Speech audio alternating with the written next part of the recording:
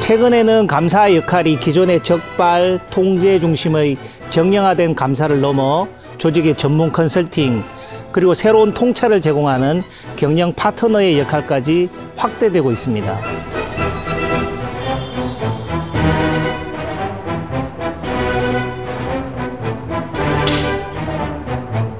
안녕하세요. 저는 한국철도공사 상임감사위원 건세호입니다.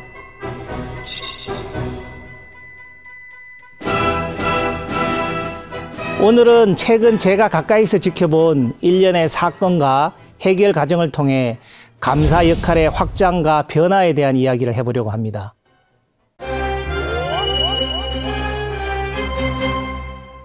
여러분은 대전하면 뭐가 떠오르시나요? 아마 이제는 익숙한 이름이 된 대전 지역의 빵집 성심당을 떠올리는 분들이 많을 것 같은데요. 잘 키운 향토기업 하나가 도시의 이미지까지 바꾼다고 성심당은 이제 대전을 대표하는 어엿한 명물로 자리매겼습니다. 대전역에서 빵 봉투를 하나로 안고 기차에 오르는 풍경은 이미 익숙한 모습이 되었기 때문입니다. 특히 대전역 2층에 입점한 성심당 매장은 열차 이용객들의 입소문을 타면서 인지도를 높일 수 있는 중요한 계기가 되었습니다.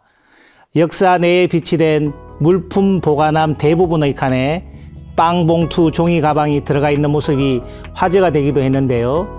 인기가 치솟자 대전이 출발역이 아닌 승객들도 환승역 삼아 빵을 산 뒤 다시 기차에 오르는 풍경도 흔해졌습니다.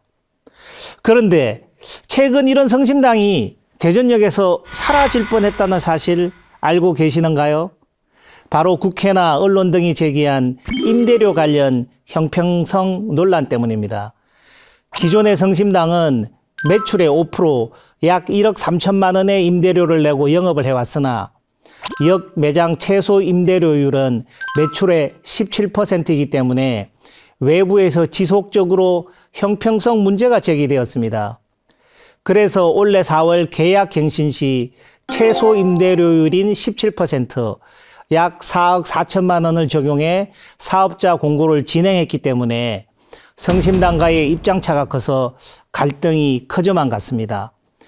한국철도공사의 매장 관리 업무를 위탁받아 운영하는 코레일 유통은 공공기관이어서 규정을 준수할 수밖에 없는 입장이고, 성심당은 기존 임대료보다 3배 이상 껑충 뛴 높은 임대료에 대한 부담이 컸기 때문입니다. 이렇게 임대료 과도 논란과 형평성 준수라는 두 가지 이슈가 충돌하는 상황에서 공개 경쟁 입찰이 5차까지 유찰되었고, 자칫 대전역 성심당 매장의 운영을 지속하기 어려운 상황이 올 수도 있었던 것입니다. 이렇게 교착 상태에 빠진 임대료 문제에 대한 돌파구를 어떻게 찾았을까요?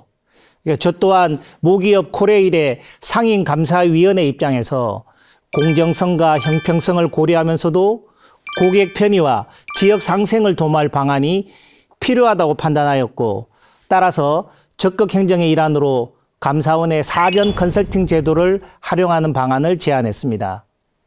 감사원의 사전 컨설팅 제도는 공공의 이익을 위해 적극 행정을 추진하는 과정에서 법령과 현실과의 괴리 등으로 인해 의사결정에 어려움이 발생하면 사전의 관련 규정 해석 등에 대한 의견을 구하고 감사원이 방안을 제시하는 제도입니다. 그래서 지난 7월 코레일 유통은 한국철도공사 감사실의 지원을 받아 대전역사 내 성심당 매장 운영과 관련한 문제를 해결하기 위해 감사원에 사전 컨설팅을 공식 의뢰하였고, 국가계약법에 근거해 해결할 수 있는 방법을 찾아달라고 요청한 것입니다. 실제로 이 제도 활용은 묘수가 되었는데요. 9월 초 감사원이 입찰 기준 변경 등에 대한 유권 해석을 내려줬는데, 요지는 결국 운영자 모집이 계속해서 유찰될 경우 예정 가격을 재산정하여 임대료를 낮춰서 공고를 낼 수 있다는 내용이었습니다.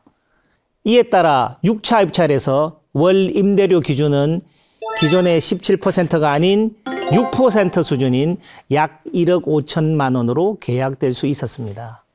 무리 없는 재계약을 통해 대전역에서 영업을 계속할 수 있게 된 것인데요. 적극 행정 실현에 따른 공공기관의 규정 준수와 공익적 가치 실현 사이의 갈등을 해결하면서 경영 파트너로서의 감사 역할을 보여준 중요한 사례가 되었다고 볼 수 있습니다. 아직 감사의 역할을 적발과 통제 수준으로만 생각하는 분이 많으실 겁니다. 물론 이게 전통적인 감사의 역할은 맞습니다. 우리나라에서 일반적으로 감사라고 표현하는 것은 어슈어런스 서비스, 검증 서비스, 즉 조직의 거버넌스, 리스크 관리, 그리고 통제 프로세스에 관한 독립적인 평가를 제공할 목적으로 수행하는 정거의 객관적인 조사를 의미합니다. 반면에 최근 새롭게 떠오르는 것이 바로 컨설팅 서비스, 자문 서비스입니다.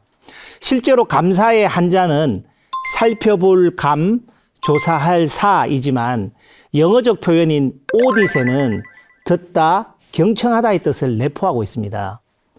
우리나라의 경우 규모가 상대적으로 큰 공공기관에서 컨설팅 제도를 도입하기 시작했으나 아직은 도입 초기 단계에 머무르고 있는 실정입니다. 국제내부감사인협회 IIA에서 발표한 국제직무수행방안 IPPF에서의 내부감사 정의를 살펴보면 내부감사란 가치를 정대하고 조직의 업무 수행을 개선하기 위해 설계된 독립적이고 객관적인 검증 및 컨설팅 활동이다. 이는 체계적이고 훈련된 접근 방법을 이용하여 위험관리, 통제, 그리고 지배구조 프로세스의 효과성을 평가하고 개선해 조직이 그 목표를 완수하도록 도움을 준다라고 정의되어 있습니다. 여기서 주목할 점은 우리가 일반적으로 생각하고 있는 검증의 범주를 넘어 컨설팅 활동까지도 명시하고 감사의 범위에 포함하고 있다는 사실입니다. 내부감사인은 본래 전통적으로 규정 준수를 점검하고 위험을 식별하는 조직의 경찰 임무를 수행했으나 이제는 이 역할보다는 신뢰할 수 있는 조언자 또는 협력자로서 조직에 더 큰 가치를 보태고자 하는 움직임이 커지고 있는 것입니다. 이를 위해서는 다양한 부서와 적극적으로 협력하여 운영, 목표, 과제를 이해하고 위험 관리와 프로세스 개선에 대한 통찰력을 제공해야 합니다. 이에 따라 감사원도 찾아가는 사전 컨설팅 제도를 시행하는 등 기존 전통적인 감사 업무에 더하여 적극 행정 활성화 지원을 위한 감사 역할을 강조하고 있는 것입니다. 이처럼 내부 감사의 역할과 기능은 시대와 환경에 따라 헌팅 도구에서 와칭 도구를 거쳐 가이딩 도구로 변화 중입니다. 헌팅 도구, 사냥개는 과거 발생한 거래나 사건에 대해 사후적으로 비위를 적발하고 처벌하기 위한 단순 감시와 통제 기능인 적발 통제에 중점을 두는 감사 활동을 의미합니다. 와칭 도구, 감시견은 준법 감시와 부정의 예방 통제 기능을 중요시하는 감사 활동을 의미하며 최근에 강조되고 있는 가이딩 도구, 즉 안내견은 준법 감시 기능과 부정 예방뿐만 아니라 컨설팅과 정책 대안 제시 기능까지도 요구하는 미래지향적 감사 활동을 의미합니다. 즉 과거 적발 통제에서 준법 감시 및 부정 예방 통제로 다시 컨설팅 및 미래지향적 통찰을 제시하는 것으로 감사의 역할이 확장되고 있는 것입니다. 내부 감사의 신뢰성 및 가치는 감사인이 미래에 미칠 영향을 고려하여 새로운 통찰을 제시하고 선제적으로 대처할 때 향상하는 것입니다.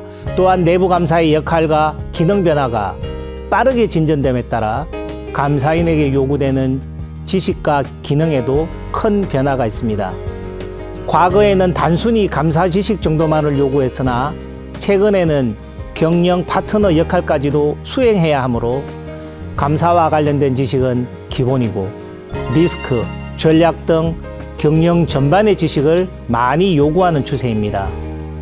결론적으로 내부 감사의 임무는 위험에 기반하여 객관적인 검증, 자문, 그리고 통찰한 바를 제공함으로써 조직 가치를 정진하고 보호하는 것입니다.